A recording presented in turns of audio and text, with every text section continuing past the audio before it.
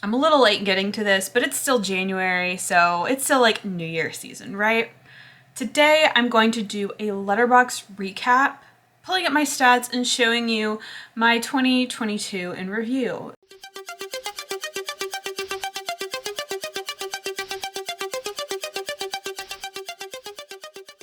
2022 is the first year, like full calendar year, that I have been using Letterboxd and tracking everything. So this will be like a really good first look at what I've been up to. A lot of people were doing like best and worst horror of 2022 and all that, and that's just not a trend I can participate in because I didn't keep up with all the new releases. So I couldn't even do like a best metal of 2022 because I only bought maybe like 3 new releases in 2022 in terms of music. So this is how we will celebrate the changing of the year on this channel. Okay, so here is my Letterboxd 2022 year in review. Thank you to Zombie Pudding for gifting me this pro membership of Letterboxd. This is another good reason to do this now because I do have access to these more detailed stats. Okay, so here I am. The first thing we have here is my highest rated films of 2022. Okay, so these are like the films that came out in 2022 that I rated. I mean, this is probably any of them that I rated at all, right?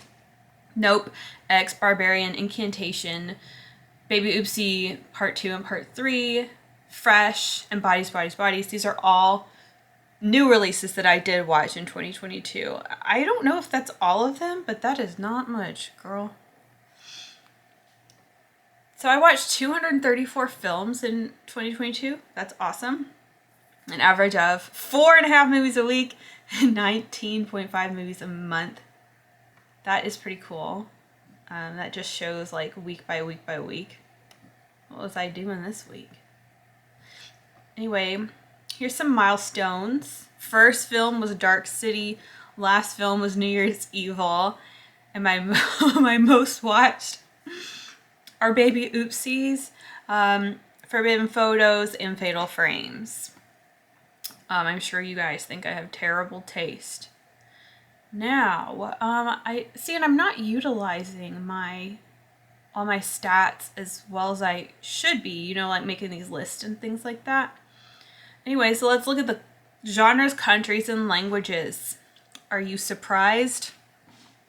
Horror and thriller, mystery, drama. And I apparently did watch 27 comedies, which is interesting. And then USA, Italy, and Canada, man. What's up? And then English and Italian. Okay, so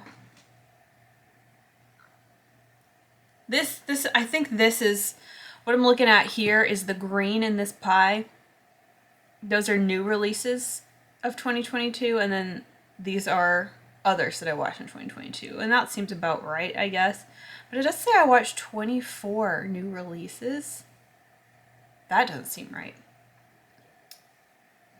Okay, new watches 76% and only 23% rewatches.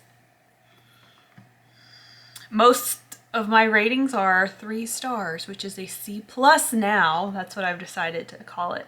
But let's get to the fun stuff. Stars. Carla Mancini, she was my most watched star last year as well, but I think she's more of like a supporting character in these movies because she doesn't ring a bell, man. And then Christopher Lee, that's fun. I've been exploring Dracula, you know. And I did go on a little bit of a Carol Baker journey. And then Luciano Pagozzi is in everything. Peter Cushing from, you know, just being there with Christopher Lee. I don't know what Tom Falahy, what was he in? Why don't I recognize you? Whatever. Gabrielle Tinty, that's a very good picture of him. Pam Grier, George Hilton. I realize Caroline Munro was popping up a lot. being in which Dracula? She was in one of the Dracula movies and she was in Star Crash, and I was like, oh, I know her. And Dagmar, of course. Let's see. Apparently I watched 3 films with Bruce Willis in it. Not bad. And let's look at my top directors of 2022. I watched the most Lindsay films of 2022, and that's because I was on that Carol Baker journey, I'm sure. And then William Butler here is the guy behind Baby Oopsie, as well as Demonic Toys 2. And I'm glad Fulci is still up there, even though I wasn't really in like a Fulci exploration period in 2022. I'm glad he's still there. Oh, and then John Carpenter, he's probably on here because of... Oh yeah, I forgot. I was exploring John Carpenter a little bit. And then we have Martino here. And then we have Luigi, who did these. That's so interesting. Like, I didn't put it together that he did all 3 of those. Baby Baba, Deodato. It gets a little interesting down here. Because I'm all over the place, but aren't we all, right? Look at Eli Roth. That's a very smug looking picture. He's like... Anyway, we'll skip over that. My most liked review was Delirium. My most liked list was Hammer films I've seen so far. Okay. Highs and lows. Is this my... I don't know what highest average is. Is that like between, like amongst all watchers? Okay, so this is the highest rated film that I watched, was The Thing. And then the lowest rated film that I watched was They/Them, as it should be. My most popular thing I watched was Truman Show, and then my most obscure thing I watched was Baby Oopsie 3. I am just so underground. And this is just a cute little spread of films I watched.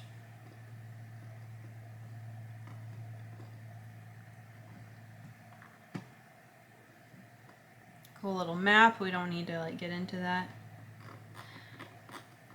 And I guess that sums it up. I could have sworn there was more to look at here, but that does sum up my 2022. I wish it showed like what I liked the most that I watched in 2022 for the first time. Okay, I was able to just pull up my diary and sort it. So I'm looking at things I watched in 2022 and have the highest rating, so 4 or 5 stars. So let's just skim through and take a little look. All the Baby Oopsies.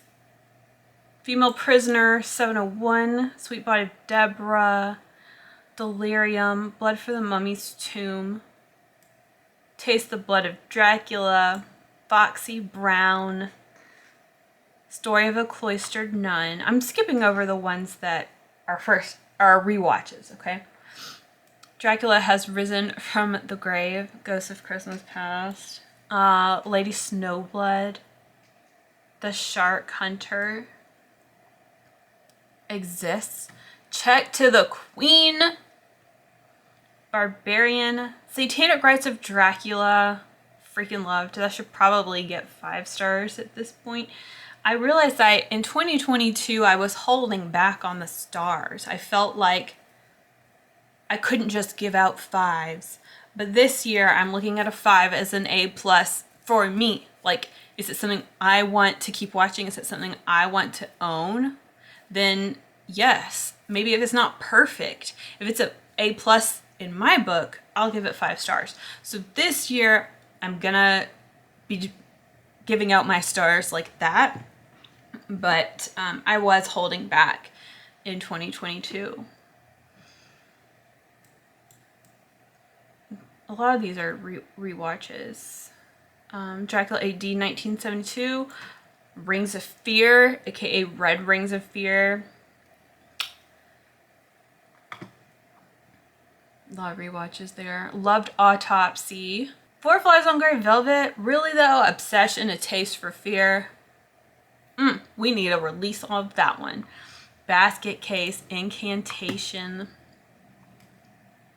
The Laughing Woman, Messiah of Evil. I did a lot. Faceless. These are all... I can't even list them all, man. Don't Deliver Us from Evil. I'll just shout out the best ones. Paranoia, aka Orgasmo. Short Night of Glass Dolls. Hellbender. That was good. Nobody talks about that one. Serial Mom. I can't believe it's been less than a year since I first saw Serial Mom.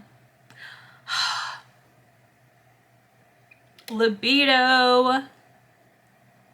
Death Occurred Last Night, Scorpion with Two Tails, Dial, Hope, Designated Victim.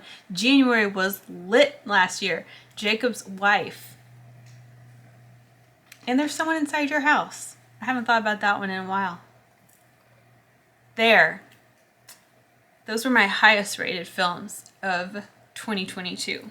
It was a good year. I am on a hardcore movie watching lifestyle now, but it's been really fun.